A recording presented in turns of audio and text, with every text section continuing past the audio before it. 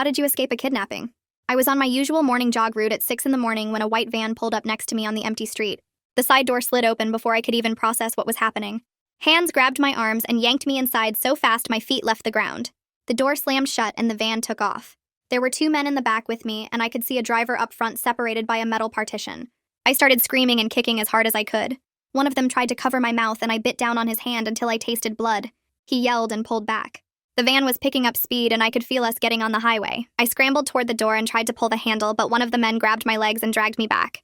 I kicked him in the face and hurt his nose crack. He fell backward, cursing. The other man lunged at me with duct tape in his hands. I grabbed his wrist and we struggled. The van swerved and we both fell sideways. I managed to get on top of him and slammed his head against the metal floor. He went limp for a second and I dove for the door again. I pulled the handle as hard as I could, but nothing happened. The door was locked from the outside. The man with the broken nose grabbed me from behind and wrapped his arm around my neck. I couldn't breathe.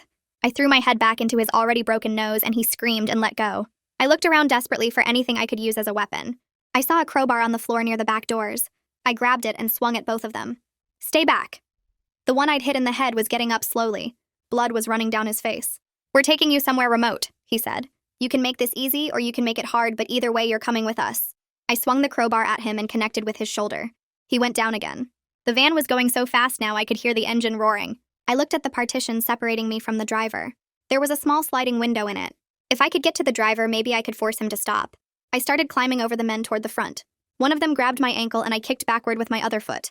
I heard him grunt. I reached the partition and slid the window open. The driver glanced back at me. Get her away from there, he yelled. I reached through the window trying to grab the steering wheel, but I couldn't reach it. The men were pulling me back by my legs. I was losing my grip on the partition. Then I saw it. The driver had a coffee cup in the cup holder. I grabbed it and threw the hot coffee in his face. He screamed and let go of the wheel. The van swerved violently and I heard him yelling. One of the men in the back with me was thrown against the side of the van. I pulled myself further through the partition window. The driver was trying to wipe coffee out of his eyes with one hand while reaching for the wheel with the other. I reached through as far as I could and grabbed the wheel myself. I yanked it hard to the right. The driver screamed, "What are you doing?" The van veered across multiple lanes. I could hear cars honking and tires squealing. The men in the back were yelling at me to stop. I held onto the wheel and pulled it even harder. The van tilted up on 2 wheels. Everything seemed to happen in slow motion. The van flipped over and I was thrown backward into the back. We rolled at least twice. Metal was crunching and glass was shattering. When we finally stopped, I was on my side pressed against the roof of the van. Everything hurt, but I could move. I looked around and saw the driver slumped over the deflated airbag, not moving. One of the men in the back was unconscious with blood all over his face. The other one was groaning and trying to sit up. The back doors had burst open from the impact. I crawled over the unconscious man and out through the open doors. My hands were cut up from the broken glass and my whole body felt like it had been hit by a truck. I stood up on the highway and looked at the crashed van. Cars had stopped all around us. People were getting out and running toward the wreck. I heard sirens in the distance. The man who'd been groaning climbed out of the van behind me. He looked at me with pure hatred. Then he looked at the driver still not moving in the front seat, and the other man unconscious in the back. He turned and started running away before the police arrived. I just stood there covered in blood and glass staring at what I'd done. Someone grabbed my shoulder and I flinched hard enough to stumble. A paramedic in a blue uniform held up both hands and spoke in a calm voice, but I couldn't process the words over the ringing in my ears. He guided me away from the van toward an ambulance parked on the shoulder. Another paramedic wrapped a blanket around my shoulders even though I wasn't cold. My hands were shaking so badly I couldn't hold the blanket closed. The first paramedic started checking my arms and I watched him pull tiny pieces of glass from my skin with tweezers. It didn't hurt. Nothing hurt yet. I kept looking past him at the overturned van where people were gathering with their phones out taking pictures and videos. This was going to be everywhere. The paramedic asked me questions about where it hurt and if I could remember what happened, but my answers came out jumbled. He cleaned the cuts on my palms with something that stung and wrapped gauze around both hands. The police arrived and started putting up yellow tape around the crash site. I let the paramedics guide me into the ambulance and sat on the stretcher while they checked my vitals. The shaking wouldn't stop. The hospital emergency room was too bright and too loud. A nurse with kind eyes and dark hair pulled back in a ponytail introduced herself as Kathy and led me to a bed behind a curtain. She helped me sit down and started cleaning the glass cuts on my hands and arms more carefully than the paramedics had. Her touch was gentle, but I still winced every time she pulled out another piece of glass. She asked what happened and I tried to tell her, but the words came out wrong. I started in the middle, then jumped back to the beginning, then forward again. My brain felt scrambled like I couldn't put the events in order anymore. Every time I closed my eyes, I saw the van tilting up on 2 wheels and felt myself being thrown backward. Kathy listened without interrupting and nodded like what I was saying made sense even though I knew it didn't. She cleaned each cut carefully and applied antibiotic cream before covering them with clean bandages. She told me the police were waiting to talk to me, but I needed medical clearance first. The doctors wanted to make sure I didn't have a concussion or internal injuries from the crash. A man in a dark suit knocked on the frame of the curtain area and asked if he could come in. Kathy nodded, and he pulled a chair close to my bed. He introduced himself as Detective Jerome Bray and showed me his badge. His voice was quiet and steady. He explained that one of the kidnappers died at the scene, and another was in critical condition 2 floors below me in this same hospital. The third man who ran away was still missing, and they needed my help identifying him. I tried to describe the man who'd escaped, but everything had happened so fast. I remembered he had dark hair and was maybe 30 years old, and had been trying to put duct tape on me. I told Bray about hitting him with the crowbar and how he'd looked at me with pure hatred before running away. Bray wrote everything down in a small notebook. He asked if I could work with a sketch artist later, and I said yes, even though I wasn't sure I could remember the man's face clearly enough. Bray pulled out his phone and showed me photos. The first one made my stomach drop. It was the driver slumped over the steering wheel covered in blood. Bray asked if I recognized him from anywhere in my life. I studied the face carefully, trying to see past the blood and the injuries. He was a complete stranger. I'd never seen him before that morning when he was driving the van. Bray showed me another photo of the man who was in critical condition downstairs. I didn't recognize him either. These were just random men who'd grabbed me off the street. If this was random, then anyone could have been taken. Any woman jogging alone at 6 in the morning could have been yanked into that van. The thought made me feel sick. Bray put his phone away and told me they were working on identifying the men through fingerprints and trying to figure out why they'd targeted me. He gave me his card and said I could call any time if I remembered anything else. My phone had survived the crash somehow, and I managed to call Adriana with shaking hands. She answered on the first ring, and I barely got the words out before she said she was on her way. She arrived 20 minutes later, and the nurse led her through to my bed area. Adriana took one look at me, covered in bandages with cuts all over my arms, and her face crumpled. She started crying, which made me start crying too. We held on to each other, and I felt her shaking as hard as I was. She kept saying she was so glad I was alive over and over. I couldn't stop crying once I started. Everything that had happened hit me all at once, and I sobbed into her shoulder while she held me. She promised I could stay at her place as long as I needed to. She said I wasn't going back to my apartment alone, and she'd already cleared it with her roommate. I was so grateful I couldn't even form words. We stayed like that until a doctor came to check on me. The doctor examined my head where I'd hit it during the crash and said I had a mild concussion. He wanted to keep me overnight for observation to make sure there were no complications. A nurse moved me to a regular room on the 4th floor, and I changed into a hospital gown. There was a police officer stationed outside my door. Seeing him there made everything real in a new way. The escaped kidnapper knew what I looked like. He'd spent time in that van with me. He could come looking for me. Every sound in the hallway made me jump. Footsteps passing by. A cart rolling past. Voices talking. My heart raced each time, and I couldn't calm down. Adriana sat in the chair next to my bed and held my hand. She offered to stay the night, but visiting hours were ending, and the nurse said only one person could stay. Adriana promised to come back first thing in the morning. After she left, I was alone with just the police officer outside and the sounds of the hospital around me. That night, I couldn't sleep. Every time I started to drift off, I was back in the van fighting for my life. I'd feel hands grabbing me and jerk awake, gasping for air. The nurse came in around midnight and offered me medication to help me sleep, but I was too scared to take it. Being unconscious and vulnerable terrified me more than staying awake. What if the escaped kidnapper found a way past the police officer? What if he came for me while I was drugged and couldn't fight back? I spent hours staring at the ceiling, replaying every moment of the morning. The hands grabbing my arms. The taste of blood when I bit the man's hand. The sound of the nose breaking under my kick. The crowbar in my hands. The coffee cup. The steering wheel. The van tilting. The crash. The blood. I couldn't stop seeing it all over and over. My body ached everywhere, but that pain felt distant compared to the fear that wouldn't leave. The next morning, Detective Bray came back. I could tell from his face that something had changed. He sat in the chair Adriana had used and told me the second kidnapper died during the night from internal injuries. Now 2 men were dead because of what I did. The guilt hit me so hard I couldn't breathe for a second. I'd killed 2 people. They'd been trying to kidnap me and probably kill me, but they were still dead and I was the reason. Bray must have seen something in my face because he leaned forward and said I'd had no choice. He said I'd defended myself and saved my own life. But knowing that didn't make the weight in my chest any lighter. Only one kidnapper was left alive now, and he was the one who got away. He was the only person who could explain why this happened, and he was out there somewhere. Bray told me the crime scene investigators had finished processing the van. They found zip ties and duct tape and a blue tarp in the back, along with my blood where I'd fought them. They were treating this as an attempted kidnapping with intent to harm or kill based on the evidence. The tarp was the detail that made me feel sick. They'd planned to wrap my body in it. Bray said I was incredibly lucky to be alive and that my actions had saved my life. He kept emphasizing that I'd done everything right. But it didn't feel right. It felt like I'd destroyed everything, including myself. He asked if I'd be willing to work with the FBI because they thought this might be connected to other cases. I said yes, because maybe if I helped them, it would mean something. Maybe those 2 deaths would lead to something good. The doctor discharged me later that morning with a thick packet of instructions about my injuries. I needed to follow up with my regular doctor in a week and watch for signs of infection in the cuts. They gave me a referral to a trauma therapist and strongly recommended I make an appointment soon. I was wearing hospital scrubs because my jogging clothes were evidence now. Everything I'd been wearing that morning was in a police evidence bag somewhere. Adriana drove me to her apartment and set me up in her spare room. She'd already put fresh sheets on the bed and cleared space in the closet. She helped me into bed and brought me water and crackers because I hadn't eaten since before the kidnapping. I lay there staring at the unfamiliar ceiling and wondered if I'd ever feel normal again. My whole body hurt and my hands were wrapped in so much gauze I could barely use them. But worse than the physical pain was the knowledge that 2 men were dead, and one was still out there. And I had no idea why any of this had happened to me. I heard the apartment buzzer around 3 that afternoon, and Adriana went to answer it. Heavy footsteps came down the hall, and then my brother Jude was standing in the doorway of the spare room looking at me with this expression I'd never seen before. His face was red and his hands were in fists at his sides. He crossed the room in 2 steps and pulled me into a hug that hurt my ribs, but I didn't care. When he let go, he started pacing back and forth asking Adriana why the police hadn't caught the 3rd guy yet and what they were doing to protect me. His anger felt good somehow, like someone else was carrying part of the weight. He wanted details about everything, and I told him the whole story again while he got more upset with each part. When I got to the part about the man running away, Jude punched the wall hard enough to leave a dent. Adriana made him sit down and brought us all water. Jude kept saying he should have been there and asking what he could do now.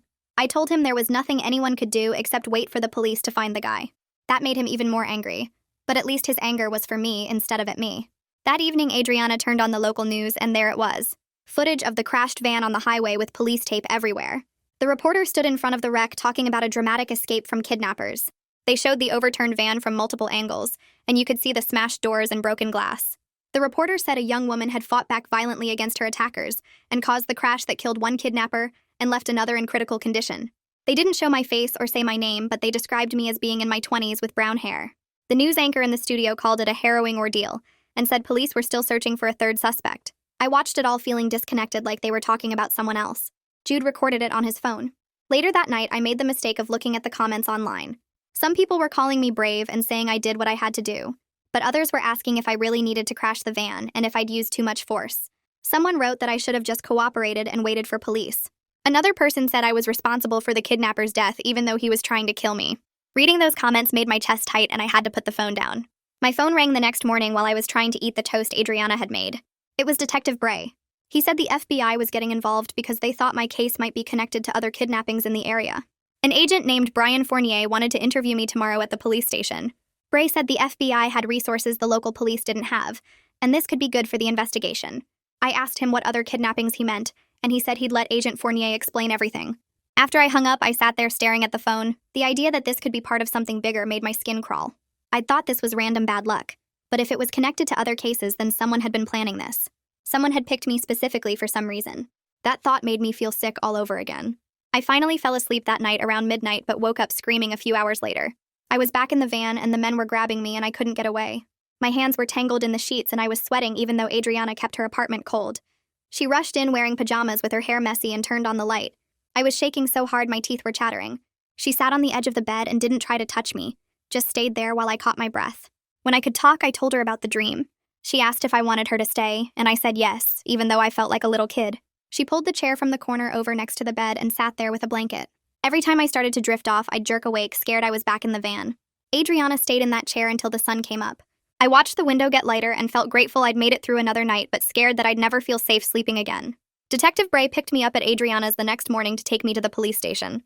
Agent Fournier was waiting in an interview room with a laptop and a folder full of papers. He was younger than I expected, with short dark hair and glasses. He shook my hand and thanked me for coming in. Bray sat in the corner while Fournier started asking questions. He wanted to know about my job, and I told him I worked in medical billing at a clinic processing insurance claims. He asked about my daily routine, so I described my morning jogs and my work schedule and how I usually got groceries on Thursdays. He wanted to know about my relationships and whether I'd dated anyone recently or had any conflicts with people. I told him I'd broken up with someone 6 months ago, but it was friendly and we didn't talk anymore. He asked about my family and friends and whether anyone had been acting strange around me.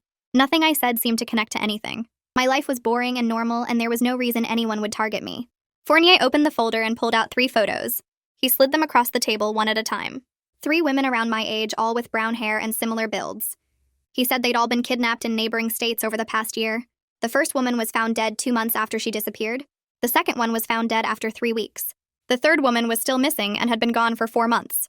I stared at the photos, feeling the room spin. They all looked like they could be my sisters or cousins. Fournier said the FBI believed these cases were connected, and that my attackers might be part of the same group. He said I was supposed to be the next victim, but I'd survived because I fought back. The way he said it made it sound like those other women hadn't fought hard enough, but I knew that wasn't what he meant. They'd probably fought just as hard, and it hadn't been enough. I'd just gotten lucky with the coffee cup and the partition window. Looking at those photos of women who looked like me made me understand how close I'd come to being another dead girl in a folder. Later that afternoon, the police released the name and photo of the escaped kidnapper. Sean Norris, age 34, with a record for assault and drug charges. His photo was everywhere on the news and online. I stared at his face on my phone, trying to burn every detail into my memory. He had a scar through his left eyebrow and a tattoo on his neck. This was the man who'd tried to put duct tape on me, the one I'd hit with the crowbar, the one who'd looked at me with pure hatred before running away. Now I knew his name and his face and the fact that he was still out there somewhere. The news said police considered him armed and dangerous, and people should not approach him. I wondered if he was watching the same news coverage and seeing my description. He knew what I looked like, too. He knew I was the reason his partners were dead. That thought kept me awake most of the night. The next day, Detective Bray called to say that a man named Reed Cotton had contacted the police. He said he was the brother of one of the dead kidnappers and wanted to talk to me. Bray told me I didn't have to agree to meet him, and that it might not be a good idea. But something about the way Bray described Reed made me curious. He said Reed didn't seem angry, just confused and sad about how his brother had ended up dead in a kidnapping plot.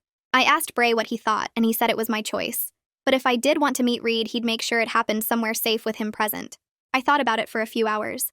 Part of me wanted nothing to do with the family of the men who'd tried to kill me. But another part of me needed to understand how normal people ended up doing something like this.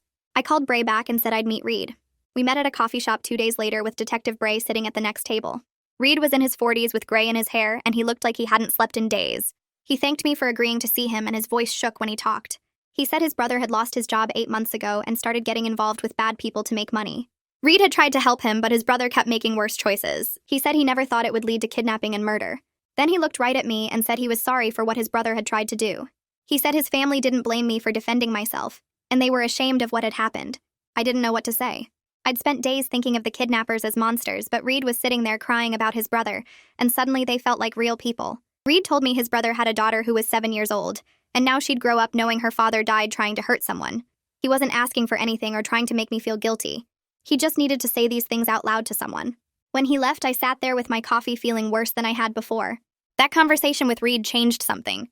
Before, I'd been able to think of the dead kidnappers as just bad guys who got what they deserved.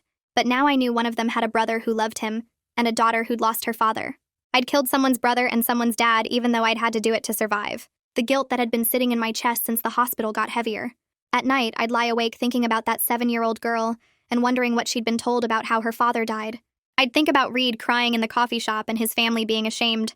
Lexi, the therapist I was supposed to start seeing, kept telling me I'd done nothing wrong, but it didn't feel that way. It felt like I'd destroyed multiple lives, even though the alternative was letting them destroy mine. Every time I closed my eyes, I saw the van flipping and heard the metal crunching, and knew that in those few seconds I'd changed everything for so many people. The weight of that knowledge made it hard to breathe sometimes. Adriana helped me find a therapist the next day, and I had my first appointment with Lexi Solomon 2 days after meeting Reed. Her office was in a quiet building with soft lighting and comfortable chairs that were supposed to make you feel calm, but I couldn't stop my leg from bouncing. Lexi was younger than I expected, with dark hair pulled back and kind eyes that didn't look at me like I was broken. She asked me to tell her what happened, and I went through the whole story again, from the van to the crash to standing on the highway covered in blood. She listened without interrupting, and when I finished, she leaned forward and told me that everything I was feeling was completely normal after a life-threatening event. She said the guilt about defending myself was common, but misplaced because I did what I had to do to survive. She explained that my brain was trying to process trauma, and the nightmares were part of that process. I wanted to believe her, but when I went home that night, the nightmares came back worse than before. I saw the van flipping in slow motion and heard the metal crunching and woke up gasping for air. 2 weeks crawled by after the kidnapping attempt, and the police still hadn't found Sean Norris. Agent Fournier called to update me and said they thought he might have left the state, but they were monitoring my apartment building and Adriana's place just in case he came back. The idea of him out there somewhere knowing what I looked like made my skin crawl. I was too scared to go back to my own apartment, even though my lease was still active and my stuff was still there. Every time I thought about sleeping in my own bed, I pictured Norris breaking in through the window or waiting in the hallway. Adriana kept saying I could stay as long as I needed, but I could see the strain on her face when she checked the locks 3 times before bed. I tried to return to work at the medical clinic 3 weeks after everything happened. My boss had been understanding about giving me time off, but I needed to feel normal again, and sitting around Adriana's apartment all day was making me worse. The first morning back, I got through checking in and setting up my desk okay. Then a male patient walked too close to me in the hallway and suddenly I couldn't breathe. My vision tunneled and my heart was racing.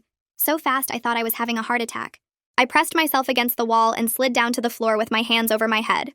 One of the other medical billing staff found me there shaking and called my boss. She drove me back to Adriana's apartment herself and told me to take more time before trying again. I felt like the kidnapping had stolen my normal life, even though I'd escaped with my body intact. That night, Adriana sat down across from me at her kitchen table and admitted she was struggling with having me stay at her place. She said she felt guilty for feeling that way, but she was scared too now. She kept thinking about Norris knowing where she lived because I was there and what if he showed up. She said she loved me and wanted to help, but she was having trouble sleeping and jumping at every sound in the hallway. I told her I understood because I did. I was bringing danger into her life just by being here, and it wasn't fair to her. We both cried and agreed I needed to find somewhere else to stay, but neither of us knew where that would be. The next morning, Detective Bray called with news that changed everything. He said they'd identified DNA from the third kidnapper in the van and run it through their databases. The DNA matched evidence from 2 of the other murder cases Agent Fournier had shown me. Sean Norris wasn't just a kidnapper. He was wanted for multiple homicides, and the FBI had made him a priority target. Bray said they were treating this as a serial killer case now and had agents from 3 states working on finding him. Knowing I'd been targeted by someone who had killed other women made everything even more scary. Those women in the photos hadn't escaped, and I kept thinking about how close I'd come to being another body they found in the woods somewhere. 2 days later, a woman named Monica Haney called and introduced herself as the prosecutor assigned to the case. She said when they caught Norris, I would need to testify about what happened in the van. She walked me through what that would look like, and then warned me that his defense lawyer would likely argue I used too much force by causing the crash. She said they might try to paint me as the aggressor who killed 2 men instead of a victim defending herself. I was so mad I could barely speak. The idea that I might have to defend saving my own life in front of a jury made me want to scream. Monica said she would fight that narrative hard, but I needed to be prepared for them to attack my credibility and my actions. Jude called that same afternoon and said he'd heard from Detective Bray about the serial killer connection. He insisted I move in with him and his wife instead of staying at Adriana's. He said their house had a security system and he'd taken time off work to be home during the day. His wife Sarah got on the phone and said they had a guest room ready, and I shouldn't argue about it. I agreed because I couldn't keep putting Adriana at risk, and because part of me was relieved to have somewhere safe to go. Jude picked me up the next day and drove me to their house in the suburbs. The security system had cameras on every door and window, and Jude showed me how to arm it from inside the house. 3 weeks passed while I stayed at Jude's house trying to rebuild some kind of normal routine. I saw Lexi twice a week and she was helping me work through the trauma, but progress was slow. Then Detective Bray called on a Tuesday evening and said they'd tracked Norris to a motel 2 states away. The FBI was moving in to arrest him that night. I spent the next 4 hours sitting on Jude's couch staring at my phone waiting for confirmation. Jude sat with me and Sarah made tea nobody drank. Every time my phone buzzed, I jumped. Finally, at 11:30, Bray called back and said they had him in custody. The arrest had happened without incident and Norris was transported back to face charges. The next day, Detective Bray came to Jude's house and showed me the booking photo on his tablet. Sean Norris stared at the camera with dead eyes and I felt a wave of relief. So strong my knees went weak. He couldn't come after me now. He was in jail and I was safe. But right behind the relief came a surge of fear about having to face him in court. Monica Haney had warned me his lawyer would try to make me look bad, and now that was going to happen. At least he was locked up and couldn't hurt anyone else. Agent Fournier interviewed Norris over the next few days and then called to update me on what he'd learned. He said the kidnapping ring had been watching me for weeks before they grabbed me off the street. They knew my jogging route and my schedule. They knew when I left for work and when I came home. Norris had admitted they planned to take me to a remote location and that I wasn't supposed to survive. Fournier said Norris showed no emotion when describing what they'd intended to do to me. Hearing those details made me physically sick, and I had to hang up the phone and run to the bathroom. I threw up everything in my stomach and then sat on the floor shaking. The fact that they'd been watching me for weeks meant they'd seen me living my normal life with no idea I was hunted. That thought was somehow worse than everything that had happened in the van. At my next therapy session with Lexi, I brought up what Agent Fournier had told me about being watched for weeks. She sat forward in her chair and explained that knowing the facts could actually help with recovery because it takes away the uncertainty. I told her I wasn't sure that helped at all since now I kept imagining them following me to work and watching me through my windows. She said those thoughts were normal, but we needed to work on separating what actually happened from what my brain was creating to fill in the gaps. I kept going to therapy twice a week because the nightmares were still constant, and I'd wake up every night thinking someone was in my room. A few days later, Detective Bray called and said Reed Cotton wanted to meet with me again. Reed had learned more about his brother's involvement in the kidnapping ring and wanted to apologize in person. I was hesitant because our first meeting had been so awkward and painful, but something about the way Bray described Reed's grief made me agree. We met at the same coffee shop with Detective Bray sitting at a nearby table. Reed looked less shocked this time and more tired, like he hadn't been sleeping well. He told me his brother had gotten involved with bad people after losing his construction job 6 months ago. The family had tried to help him, but he'd pushed everyone away, and they didn't know about the kidnapping plot until the police showed up at their door. Reed said his parents were ashamed and heartbroken, and they wanted me to know they didn't blame me for defending myself. He pulled out a photo of his brother from before everything went wrong and showed me a guy who looked normal and happy. That made it harder somehow because it reminded me that the men in the van had been real people with families who loved them. Reed thanked me for meeting him and said talking to me helped him understand that his brother had made terrible choices that led to terrible consequences. After he left, I sat in my car for 20 minutes trying to process how that conversation had lifted some of the guilt I'd been carrying around. The next week, Prosecutor Haney called and asked me to come to her office. She had a thick file folder on her desk when I arrived, and explained that Norris was charged with kidnapping, attempted murder, and connection to the other homicides. The trial might not happen for months or even a year, but she needed me to be ready to testify about every detail of what happened in the van. She walked me through the kinds of questions I'd be asked, and warned me that Norris's defense lawyer would try to make me look bad. They'd probably argue I used too much force by causing the crash that killed 2 men. I felt my stomach turn at the thought of having to defend saving my own life in front of a jury. Haney said she would fight that story hard, but I needed to be prepared for them to attack my actions and my character. A month after the kidnapping, I finally worked up the courage to go back to my apartment with Jude. He insisted on coming with me and checking every room before I went inside. Walking through my front door made my heart race and my hands shake. Everything looked exactly the same as the morning I'd left for my jog, but it all felt wrong now. I grabbed clothes from my closet and threw them in a suitcase while Jude packed up my bathroom stuff. We were in and out in 20 minutes because I couldn't stand being there any longer. Sitting in Jude's car outside the building, I realized I could never live there again. The kidnappers had watched me there and knew where I slept, and that made the whole place feel dirty and unsafe. I started looking at new apartments the next day, and found one in a building with better security across town. The building had cameras at every entrance and exit, plus a security guard in the lobby at night. Adriana and Jude helped me move my stuff from the old place and set up the new apartment. Adriana brought over some plants, and Jude installed extra locks on the door and windows. The new apartment had cameras I could check from my phone and multiple deadbolts, and it felt safer than anywhere I'd been since the kidnapping. Detective Bray called a week later with news that Norris was trying to make a deal by giving information about the other members of the kidnapping ring. The FBI had arrested 2 more people connected to the other murders based on what Norris told them. Bray said my escape had helped solve cases that had been cold for months, and brought some closure to other families. Knowing that something good came from the worst day of my life gave me a weird sense of purpose I hadn't expected. I started having good days mixed in with the bad ones over the next few weeks. Some mornings I woke up without immediately thinking about the van or checking all my locks 3 times. Lexi said this was progress and that healing wasn't straight up, but more like a zigzag with good days and setbacks. I was learning to be patient with myself and not expect to be completely fine right away. 5 weeks after the kidnapping, Prosecutor Haney called and said Norris wanted to plead guilty to avoid trial. He was offering to accept life in prison without parole in exchange for not making me testify about what happened. She asked what I wanted to do and said either choice was valid. The idea of not having to face Norris in court was incredibly appealing because I'd been dreading that for weeks. But part of me also wanted him to hear directly from me what he put me through, and how his actions destroyed my sense of safety. I told Haney I would testify if she needed me to, but I wouldn't stand in the way of a plea deal that guaranteed he never got out of prison. She said she'd let me know what Norris decided after talking to his lawyer. 2 days later, Haney called and said Norris took the deal. He would plead guilty to kidnapping and attempted murder and accept life in prison without parole plus extra time for his connection to the other murders. The sentencing hearing was scheduled for 3 weeks out, and Haney wanted me to read a victim impact statement if I felt ready. I spent the next 3 weeks writing and rewriting what I wanted to say. The words needed to be right because this was my only chance to tell Norris directly what he did to me. On the morning of the sentencing, I put on a dark blue dress and Jude drove me to the courthouse. Adriana met us there and sat next to me in the gallery. The courtroom was smaller than I expected, with wooden benches and fluorescent lights that buzzed. Norris was brought in wearing an orange jumpsuit with his hands cuffed in front of him. He looked thinner than in his mugshot, and he kept his eyes on the floor. The judge was an older woman with gray hair who spoke in a calm, steady voice. She asked if Norris understood the terms of his plea agreement, and he said yes without looking up. Then she asked if I wanted to read my statement. I walked to the podium on shaky legs with my written pages. I looked directly at Norris and started reading. I described the morning he grabbed me off the street and how I fought for my life in that van. I talked about the nightmares and the fear and how I couldn't go back to my own apartment. I explained that he stole my sense of safety and made me afraid of the world. My voice shook, but I kept going.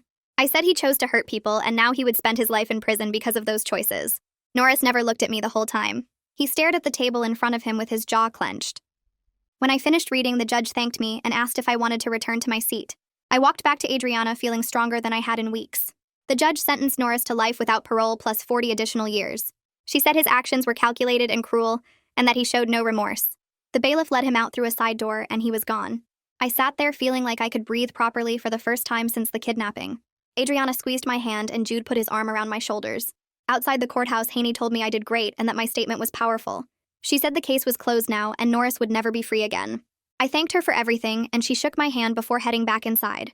The next day, I had a session with Lexi and told her about the sentencing. She asked how I felt speaking directly to Norris, and I said it made me feel powerful. He couldn't hurt me anymore, and I got to tell him exactly what he put me through. Lexi explained that closure doesn't mean forgetting what happened, but it does mean I can move forward without waiting for something to resolve.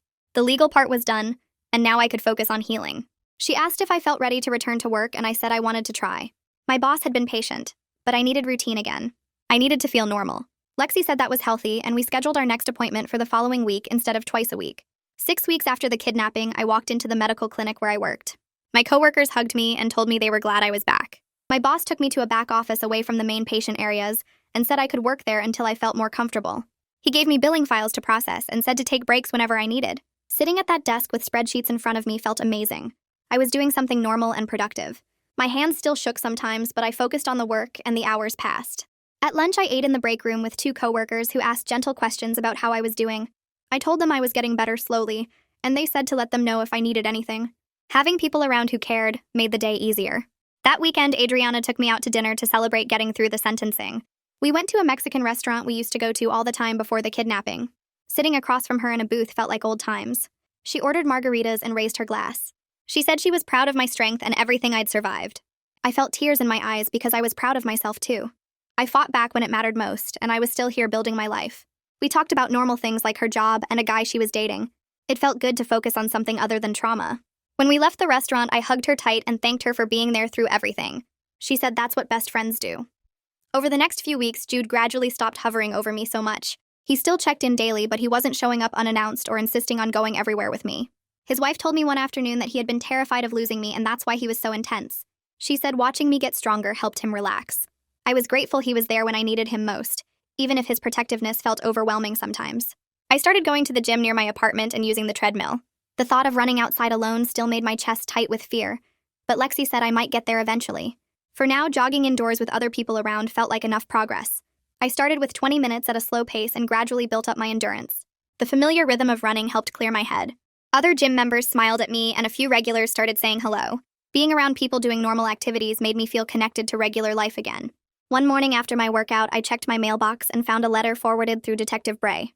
It was from Reed Cotton. He thanked me for meeting with him and said it helped him process his brother's death and his family's shame. He wrote that his family started a foundation to help families affected by violent crime. They wanted something good to come from the terrible thing his brother did. Reading his words made me cry because it showed that healing was possible even for the families of people who hurt others. I wrote back thanking him for reaching out and wishing his family peace. 2 months after the kidnapping, I woke up one morning feeling actually rested. I lay in bed realizing I'd slept through the whole night without nightmares. It was the first time since that morning in the van. I got up and made coffee and sat by my window watching the sunrise. The healing was happening slowly, but it was happening. I wasn't fixed, but I was getting better. That same week, Detective Bray called with news. He said the FBI closed the other kidnapping cases thanks to information from Norris and the people they arrested. 2 families got answers about their missing daughters, even though the answers were heartbreaking. Both women had been murdered by the same ring that tried to take me. Bray said my survival and escape led to solving those cases. I felt sick thinking about those women who didn't make it out, but I was also glad their families finally knew what happened and could start to find closure. My fighting back in that van meant something bigger than just my own survival. It helped stop these people from hurting anyone else and gave other families answers they desperately needed. A few weeks later, one of my coworkers asked if I wanted to grab dinner after work. His name was Clay, and we'd been chatting more during lunch breaks.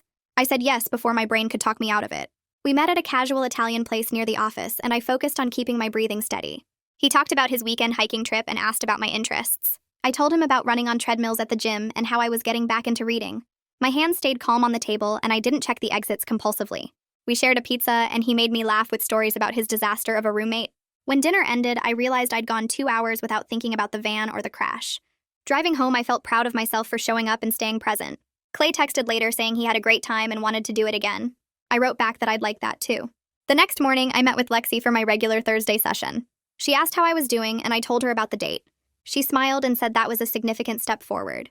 We talked about my sleep patterns and how the nightmares had decreased to maybe once a week. She brought up the idea of reducing our sessions from twice weekly to once weekly. I felt a small spike of anxiety at the thought of less support. Lexi reminded me that progress often means learning to manage on my own, and that setbacks were completely normal. She said I could always schedule extra sessions if I needed them. I agreed to try once a week starting next month. Walking out of her office, I felt ready to handle more independently. 3 months had passed since that morning on the highway. I drove to the location where the van had crashed. The road looked completely normal with cars zooming past. There was no evidence anything violent had happened there. I parked on the shoulder and got out. Standing on the exact spot where I'd crawled from the wreckage made my heart pound, but in a different way than before. I'd saved my own life right here on this stretch of asphalt. The fear I expected didn't come. Instead, I felt powerful and alive. I stayed for 10 minutes just breathing and remembering that I'd fought back and won. When I got back in my car, I felt lighter. That weekend, I reached out to 3 friends I'd been avoiding since the kidnapping. Sarah and Miguel and Tasha had all texted multiple times, but I'd kept making excuses about being busy. I invited them over to my new apartment for lunch. They showed up with food and hugs and didn't push me to talk about what happened. We caught up on their lives and normal gossip about people we knew. Sarah was planning a wedding and showed me photos of dresses. Miguel had started a new job in marketing. Tasha was dating someone she really liked. Being around them felt like reclaiming a part of myself I'd lost. When they left, I realized how much I'd missed having my social life back. A letter arrived in my mailbox a few days later, forwarded through the police department. Agent Fournier had written to thank me for my cooperation during the investigation. He said my bravery in fighting back had directly prevented future victims. The letter included information about victim services and support groups if I ever needed additional resources. Reading his words made me feel like the violence and trauma had resulted in something meaningful. I wrote a brief thank you note back. At the gym, I noticed a flyer for self-defense classes starting the following week. I signed up before I could overthink it. The first class had 8 other women and 1 male instructor. He introduced himself and explained we'd learn practical techniques for dangerous situations. My hands shook during the first demonstration, but I made myself stay. The instructor noticed my tension and pulled me aside after class. I told him I'd been through something and had triggers around physical confrontation. He said he'd work with me at my own pace and help me through the fear responses. Over the next few weeks, the classes started feeling less scary and more empowering. Learning proper defensive moves made me feel more prepared and confident. 4 months after the kidnapping, I was doing well at my job. My boss called me into her office one afternoon. She said she'd been impressed with my work and wanted to offer me a promotion to a supervisory role. The position came with more responsibility and better pay. I accepted immediately. Moving forward in my career felt like reclaiming the future that had almost been stolen from me. I'd be managing a small team and helping train new hires. Starting the new role next month gave me something positive to focus on. Clay and I had been on 5 dates by then. We were at dinner when I decided I needed to tell him what happened. I explained about the kidnapping attempt and the crash and everything that followed. He listened without interrupting, and when I finished, he reached across the table and squeezed my hand.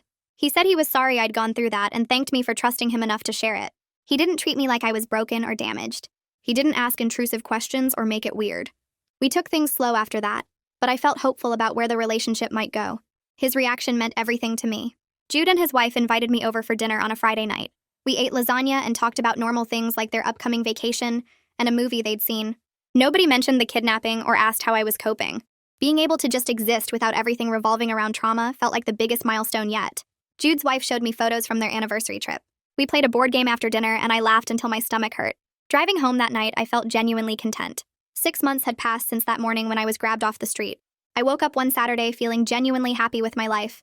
I still had hard days and probably always would, but I wasn't defined by what happened to me anymore. I'd fought back when it mattered, and now I was building a life I felt proud of. The nightmares were rare now, and I slept well most nights.